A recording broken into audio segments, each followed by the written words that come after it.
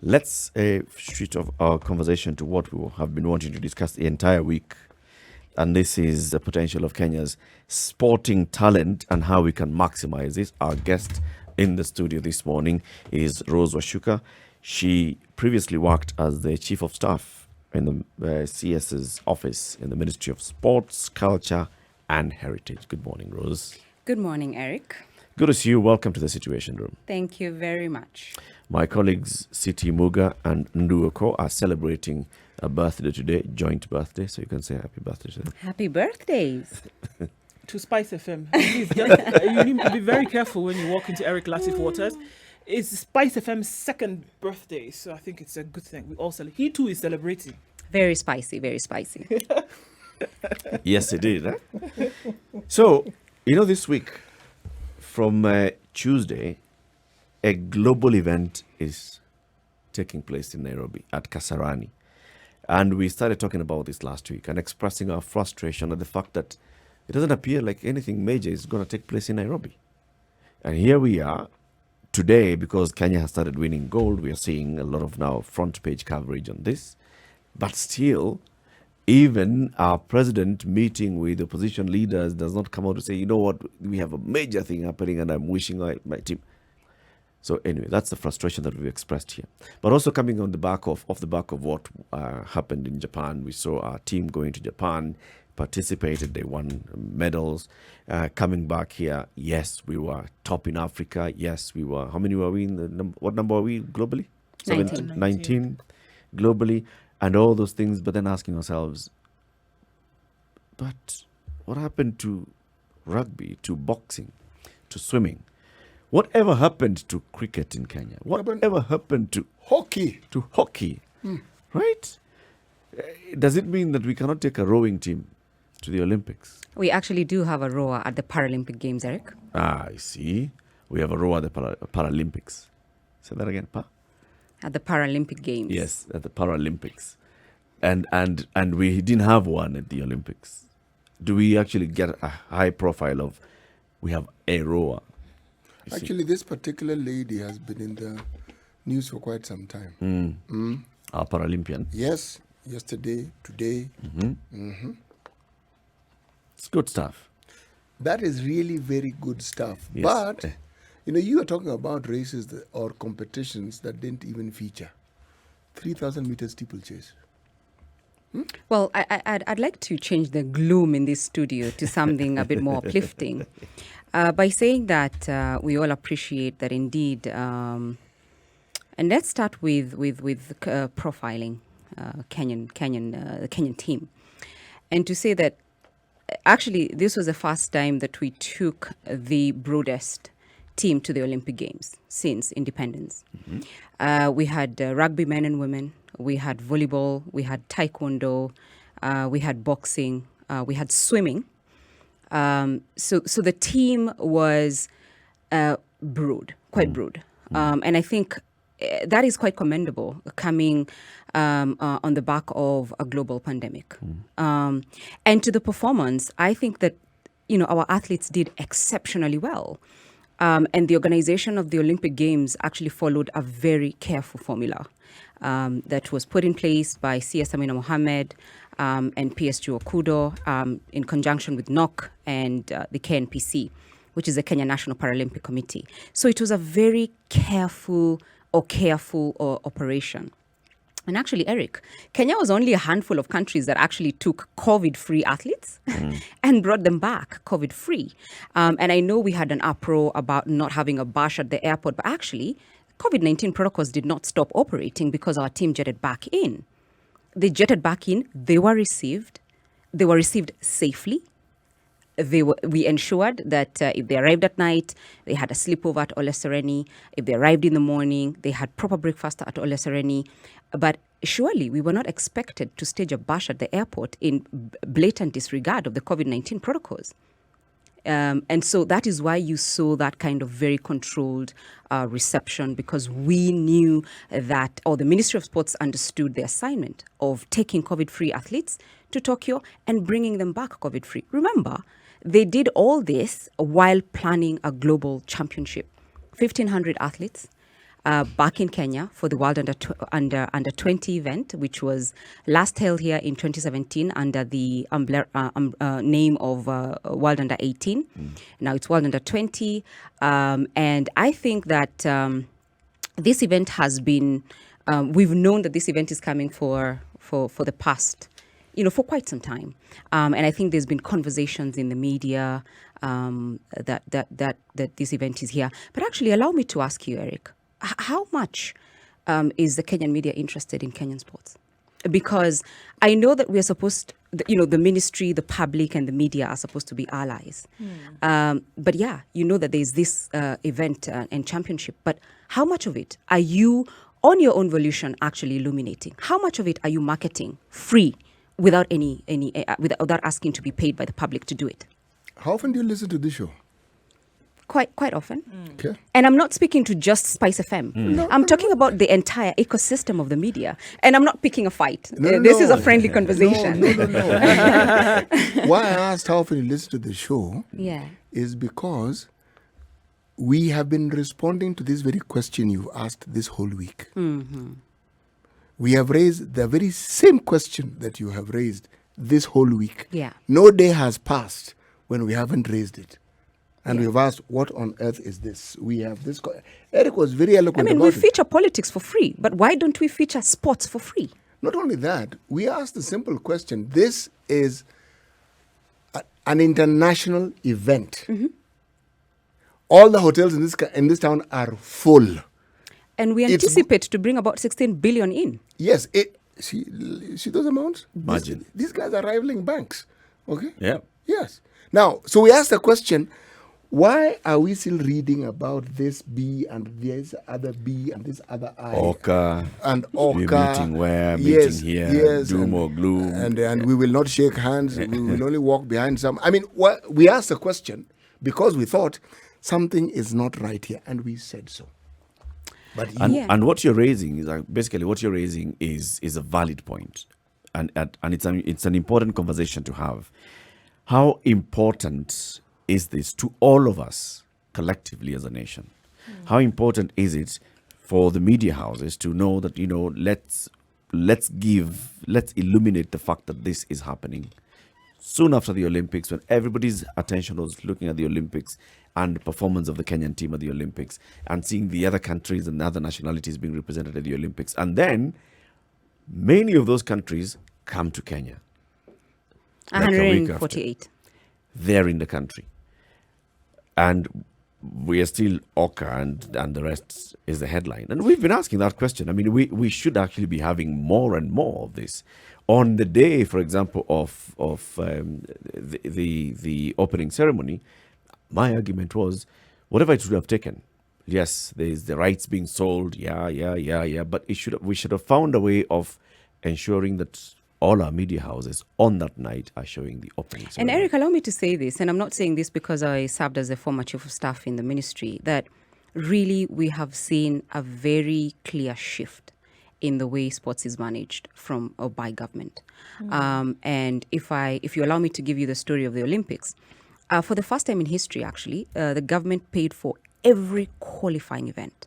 And the reason you saw, volleyball, rugby, swimming, more disciplines, sprints, going to the Olympics is because there was a very carefully planned qualification process. If you don't qualify at event X, government sends you to event Y. If you don't qualify in event Y, government sends you to Silesia. If you don't qualify in Silesia, government sends you in Geneva. If you don't qualify in Geneva, let's plan a world-class Olympics qualifier right at Kasarani to give our athletes the opportunity. So you're seeing for the first time that the athlete is at the center of operations. I can tell you, I'm wearing the World Under 20 business suit. This is how our athletes are dressing when they go into businesses, into business meetings. So you're seeing, a changeover from tracksuits in-field to business suits in the corporate sector. Because also, I have to commend the corporate sector for really stepping up. And Safaricom, EABL, and other corporate entities have really stepped up. support to the sports sector, and that's amazing. But we need to all rally together, the media included. Okay, so how does this support play out? Because I'm really, really interested. I mean, we've spoken to sportsmen and women across board, looking at performance, and we've heard the things that the actual sportsman and woman complain about. Yeah. In as much as the support can be there, you're going to have a business meeting. Now we're talking about your performance at in a sporting activity. Yeah. Has a lot to do with how you train. Has a lot to do with how you're conditioned. And obviously this training doesn't start 2 weeks before the Olympics, Absolutely for example. Yeah. People are starting to train now. People started to train before the just concluded Olympics for Paris 2024. Absolutely. Right? Yeah. So we're looking at a long conditioned process in order to have valuable results. We're looking at the science of things. We're looking at actual sports management. For example, the AfroBasket Championships taking place this coming next month in September in Cameroon, right? We had a lady here who sat and told us they know for a fact that 2 weeks before is when things will be riled up, and they said, okay, guys, go for a training camp for 14 days. Here are your tickets, go. But what is happening in the actual support and management, conditioning and training of athletes, applying the science of sport to how then athletes are able to then perform? I think that's what the athletes are really complaining about today. Yeah. That somebody who is working for Kenya prisons, for example, and then plays volleyball is training for 2 hours in a day because they have a day job. How are we able to professionalize sport in Kenya and say that this can actually be your career and the government is going to support you in addition to any kind of corporate support? These are the issues that athletes, not media, not corporate, the ones who are performing and contributing to this name are complaining about today. Yeah, actually, it's not just a Kenyan issue. I mean, you saw at the Olympics, Italy take over disciplines that were dominated by the US and Jamaica. Yeah, Norway taking from Kenya. And that was because of training, incorporate technology in the training regime. In my experience, the sports ecosystem is actually one of the most sophisticated, and I mean complex, that you can actually appreciate, because you have you have government playing a major support role with facilities and all that, and then you have management companies, agencies, federations also coming in to sort of all work around an athlete. And so the organization of that ecosystem to make sure that the athlete actually has what they require to train has been a conversation that has been ongoing for 2 years, and I think we've seen some tremendous improvement in that field from a situation where athletes were looked for 2 weeks to an event. You're seeing a camps in place for a year. For a year, 6 months, the Commonwealth team, or the team that Kenya is expected to take to the Commonwealth Games, is already being identified and will be in camp, I think, as soon as next week. So you're seeing a very concerted effort. And this is as a result of coordinating the entire ecosystem. But is the effort adequate in terms of preparation? All the effort that is being made, it's commendable. Yeah. And the results show it clearly. And you've explained it well. Yeah. But is it adequate? Kenya's biggest conversation. We have in studio Rose Wachuka. She is, until recently, she was the Chief of Staff in the Cabinet Secretary's office at the Ministry of Sports, Culture and Heritage. She'll tell us where she is now. But she's talking about what she's doing with a passion and what she loves, the sports as a passion. So she's telling us what has been happening in terms of, organizing our sports. Our conversation is, how can we maximize the potential of Kenya's sporting talent? What needs to happen? In the Situation Room with Eric Latif, Nduoko, C.T. Muga and Rose Wachuka, who was until recently the Chief of Staff in the Office of the Cabinet Secretary, Ministry of Sports, Culture and Heritage. Speaking to somebody who's been in the engine room, in the kitchen, and we're getting to know, all right, so there's been a lot of work that's happened, and there have been some gains that have taken place. Like you said, we've taken the largest and widest ever team contingent to the Olympics in Kenya's history because of work that had taken place. We are preparing ourselves for the Commonwealth Games because we are working towards something. City asked before we took the break, all these efforts that are taking place, are they enough? Do you feel like we're doing the best that we could?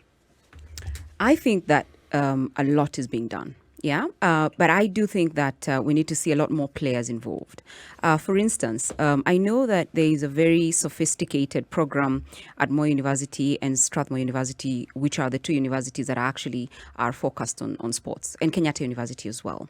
And so if you look at countries like Italy, the academia in those countries has actually played a significant role in infusing science into sports. And we are seeing a growth of sports professors, Professor Ochieng, Gerard Luande, people that I worked with and who, are in the business of sports science.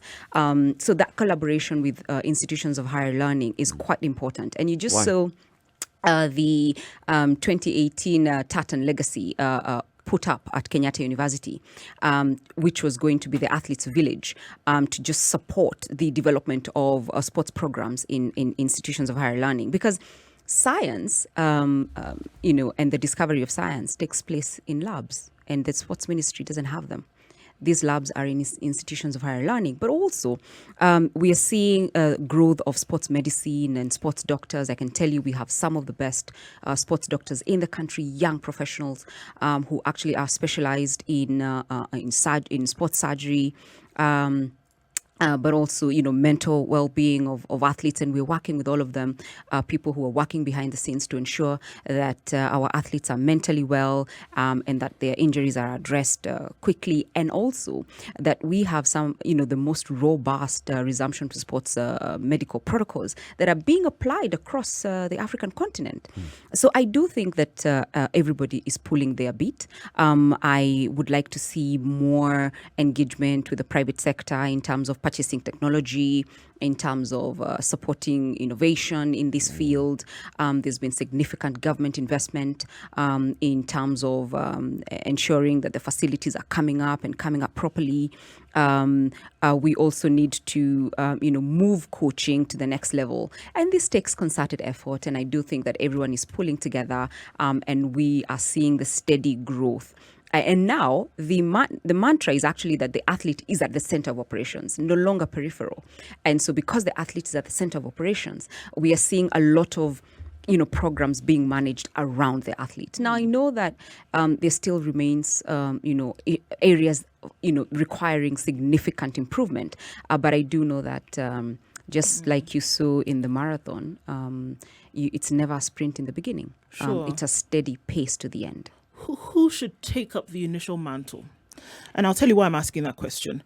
I look at a country like Rwanda, for example, and I look at the things that government institutions have actually started in terms of what they've been able to do, whether it is the introduction of stadia. So they form the blueprint, and then these stakeholders that you're talking about come and they fill in the structure.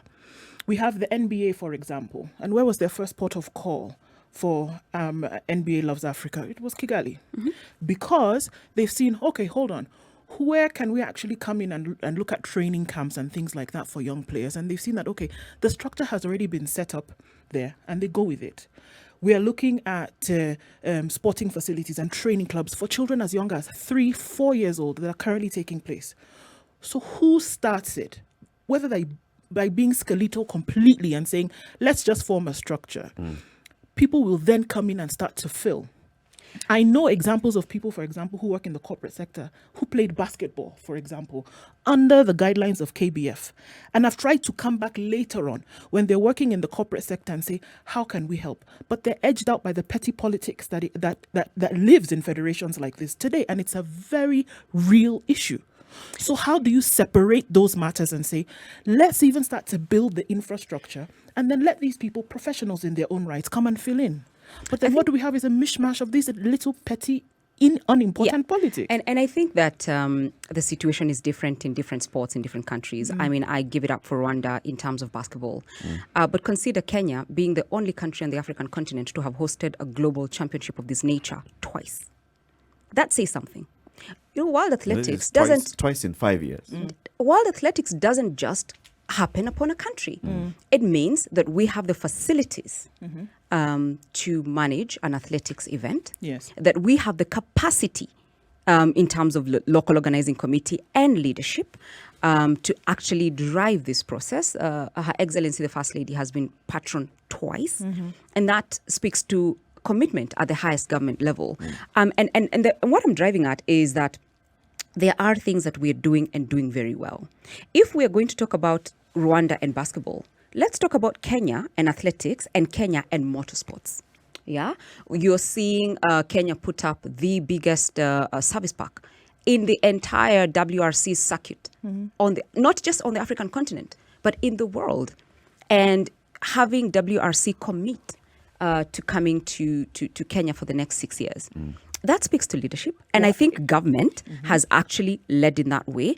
Do we want to see that expand to other disciplines? Absolutely. And I'm saying, because of that, you see an example, that's the thing, Rose, that you can see it has happened. So why then are we not able to see this happening in other sports? We have athletes who are telling us today that their training, for example, depends on them solely. The things that they have to do in order to compete on that level. And I think athletes will also tell you that as with any professional, a bit of the work actually rests on every one of us, right? A bit of it. And then also a lot of work depends upon the federation. And as I've said, the sporting ecosystem is so complex because you have, the international federation working collaboratively with the national federation working with government, being managed by international sporting laws, and then local national sporting laws. And we are seeing this with the cricket case. The government had to come in, form a normalization committee, but not without consulting the International Cricket Committee, the ICC, because of that international legal sporting ecosystem. And so my experience has shown that the entire system has to move together. It has to be a solo operation. And I think His Excellency the President dealt with the chronic funding issue by setting up the Social Development Fund, the Sports Fund. And that has become less and less of a problem. The next frontier now is to see how do we professionalize federations in a manner that actually catapults sports management, because the federation is actually the first point of contact with an athlete. With every athlete. And I think that's where the conversation needs to happen. What is it that we need to do to see those federations doing what they ought to do? And because we see, it's a sine wave. We have good leadership in a federation, let's say hockey or cricket or volleyball, you see good performance. And then because of that good performance, it attracts everybody else to come in. The other people who come in with nefarious intentions, they come and they elbow out the good intentioned people who do not really want to fight. So they take over and it goes down. If we what's the role of government in normalizing this sine wave? I think government has made sure that funding is available, that space is available for federations to manage the business, that the doors are open for consultation, right? And that the policies are actually in place. The anti-doping policies, the sports facilities policies, the sports academies policies. And I can tell you that we saw a very healthy interaction between federations and government in the past 2 years that I served at the ministry. A very diplomatic approach, of course, led by one of the best diplomat in the country, which is what really was the missing ingredient, right? That was the missing ingredient, to have federations and government in the same room agreeing to put all interests aside and center the athlete, or put the athlete at the center of operations. And that's how actually we've been able to manage these events quite seamlessly. One of the things that we often, this one I'm using the word deliberately, complain about, is how it is the government misses out on putting out and across an effective communication about what they do, not just in sports. In almost everything the government does, you bring in a government official, someone who knows, and you're wondering. Jeffrey Sachs. I'm going to go economics a bit on you. Jeffrey Sachs talks about something called manufacturing consent. There's a lot of manufactured consent in the media. Let's be honest. I like to be straight. And so how much are you paying for visibility? And it's not government paying. It's the Kenyan people. So let's have an honest conversation about how serious are we about telling the Kenyan story? Because if we're serious about telling the Kenyan story, we would not talk about government struggling to communicate. Actually, It we should would. be everybody's initiative and prerogative to question, and that's happening, and I like it. But also to recognize when good has been done and to illuminate it. Rose, let me That ask is the what the question. Rwandese do. Let me ask the question. That is what the Italians have done. And that is what a lot of other nations. What you're doing now is what we would have preferred was done more often. Okay. What I'm saying is, I do not know of efforts that the government has made outside a forum such as this one to communicate these very same things, not just in sports, as I was saying, but in everything else. Like the issue of the park for the WRC. Believe me, if you travel around the country, you are shocked at the things that the government is actually doing. And with the exception of maybe a clip or somebody. So the question I'm asking is that effort really made? Let me take this thing a step further. You see, where I'm going with this is on one simple rule. If I look at how other countries manage their sports, they have a policy, you mentioned policy. They have academies, you mentioned academy. But it's almost from the time you're born, they're working at this thing. You are in nursery school, you are in primary school, you are in secondary school. By the time you're getting to under 15, God, they already know the path that you're charting. Under 17, they've got it. Under 20.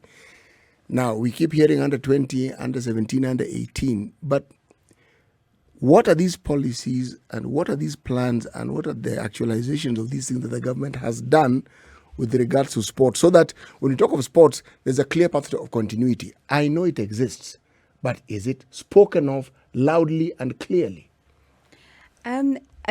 Allow me to bring in the CBC, which I worked on quite a bit when I was the Chief of Staff at the Ministry of Education. One of the pathways in the CBC is actually the sports pathway. But we also have to recognize that we are in the nascent stages of implementing this curriculum. And there's been fusion between sports, education, and other disciplines across government. But also we have to also ask ourselves, what kind of dreams do we have for our children? Because the pathways exist. The pathways exist. But as parents, as guardians, as elder brothers and sisters, are we paying attention? Do we think that there is a viable pathway in sports, or are we still, scrambling for university places, as you saw the other day? For the sciences. What is going on here? It is a national conversation. It ought to be a national conversation. Indeed, it has to be. And you know who leads it? Government. And government has been. There's a role that government needs to play in also changing our mindsets by showing us those opportunities. All right. So, for instance, and I think this is a conversation we've also had here. In school, sports is considered extracurricular. Okay. Not so core. yes, CBC. No, it is actually a core strand. If you CBC understand is the now CBC, is now bringing it as core curricular, but it is not core curricular. It is a core pathway. It is in education. Yes. What role is the Ministry of Sports playing in that, at that level, in terms of collaboration with the Ministry of Education, so that you are understanding that you're nurturing That this pathway is sports actualized. personalities Yes. from that point at school, not just education ministry just churning out people who are good at this, but also sports ministry understanding that this is our source. Yeah, but that has been the case, Eric. I mean, if you look at St. Patrick's E10 and the kind of athletes it produces, did you know that David Rudisha and Emmanuel Korir went to the same high school? Yes. You will find. And many other athletes go to these schools that actually take sports seriously and identify. Also, if you think about schools like Nairobi School with rugby and in other schools, so the schools is actually where this talent is really You were saying that Discovered and discovered and nurtured. You're saying the Ministry of Sports has played a role in that? No, I'm saying that because my argument there's been is that the direct Ministry of- collaboration between the Ministry of Education and the Ministry of Sports. And it's actually active conversations and a policy that is about to be actualized to actually devolve the sports, the Kenya Academy of Sports, to academies in the form of schools, to create centers of excellence in schools for different things. So, for instance, can we make Nairobi School the center of excellence for rugby? Can we make St. Patrick's Iten the center of excellence for athletics? And we are and I mean, the government has laid out the policy, and I think it's at the tail end of actualization, and we should start seeing how this then plays out. So that the headquarters of the Kenya Academy of Sports is at Kasarani, but the nodes in the constituencies are in different schools, and we're using school infrastructure and developing that infrastructure just the way we have developed, or the Ministry of Sports has invested over 2 billion shillings into Kenyatta University in the past 5 years. Rose, we're not doubting these efforts. Neither are we taking an opportunity on our birthday to bash the government. What we're saying is some of these sports that you speak of, they have risen and they have proliferated because of individual interests. If you talk about athletics in 10, you'll find that there was an individual who was keen on building students. If you look at rugby and its proliferation across the country, you'll find it's people who graduated from Kenyatta College as but teachers that's just one who went out. That's just one component, because minus the funding, we wouldn't see international exposure. It's the key component, because before the funding came in, they were playing rugby. There were competitions. Before rugby was in Nairobi, full stop. Yeah. Then it went all over the country. That was spread by these people who were teachers who went all over the country. So by the time it now got on to where we were now 7th champions, already we had a pool. But it began in that way until it became a national. Now, where the government comes in, it became part of the national sports for schools. Yeah, but there's something very interesting about Kenyans, actually, that we tend to excel very quickly at anything we attempt. And I'm not saying this lightly, because we've seen the introduction of Tongil Modo. We are now rated second in the world after Korea. We've seen the rise of rollball. We are now rated second in the world as well. We have a Winter Olympian who is actually doing pretty well. And so there's a lot to be said about talent, general talent in our country. And I do agree with you that we actually need to understand that, our young men and women are exceptionally gifted. And then to recognize that gift at the national level, at the home level, at the community level, at the national level, and come together to nurture, because one node will not succeed without the other. Government cannot succeed without the buy-in of parents and guardians. Parents and guardians will not succeed without the buy-in of communities. So that we start to tell our young men and women, look, there is a livelihood to be made, not in tenders, but in sports. Mm-hmm. Have we heard that clarion call? And I think that may be the issue. That have we heard it come out? Because I don't think that it's, for something like this, we can't couch it in suggestion. It has to be clear. If we're looking at government saying that we realize the importance that this can play in terms of the lives of young people, older people, professionals, the country as a whole, I think it cannot be a suggestion or a maybe. Yeah. It has to be clear coming from government. We have seen the importance of this. And really, as basic and as rudimentary as it sounds, to say we are calling on everybody in every concerned party to come together, because this is over the next how many ever years, 5-year tranches over the next 60 years, this is what we plan to do. And we're asking everybody to come in. Unless that is done clearly, people are going to continue doing their own pockets. Somebody who played rugby in Nairobi school, goes on to university, goes on to professional, is going to call his friends and say, let's see what we can do for the sport on a personal point of view. But if we see, again, that there's that structure, it doesn't have to be a physical building that we're talking about. But if there's a structure that has been set and say, this is our plan, I'm telling you, the way you said that people will pick up on it once they know that the backbone support is there, or even the initiative. Mm-hmm. Even the initiative, if it is there, I'm sure that people will plug in. But if it's just people just saying, okay, yes, we expect, it will not. It will not happen. Yeah, but what I'm saying is that yes, there needs to be that clarion call, but it has to be broader. The ownership has to be beyond just government. The ownership actually has to be with with all of us, really. It has to be the community. Yeah, so that when I speak to young people, I'm telling them, look, I know that there are pathways. There's a pathway in the sports sector that can actually make sure that you have a very comfortable life. And then, we all rally together, and there's a role for everyone to play. Yes. And I think as soon as we recognize there's a role for everyone to play, as soon as we dissuade our young people on social media to stop bashing our athletes and demotivating them just because they don't think they're doing well, when all the countries and everyone is actually struggling, when we start to really be positive, to encourage, to support our ambassadors, when all our skins are in the game, then we will start to see a shift. Yes. But and government has Eric. If we have Eric, more than government, one sports person holding an EGH, and not just one, because this one we have all campaigned for. But if you have somebody like David Rudisha, for example, being an EGH, then it shows that even the government is recognizing them. Thank you, Rose, for absolutely. coming. I mean, Thank you, Eric. Thank you, Eric. Thank you. Thank you for coming. Having me. Come back again. Let's still continue talking about this, because Thank you. Yes, you have your passion in the right position. Very very Rose passionate. should come here as a guest host. You know why? Yes, because we have a lot to talk about. Yes, there are so many nuances to this discussion. This is the Situation Room, the only way to start your day.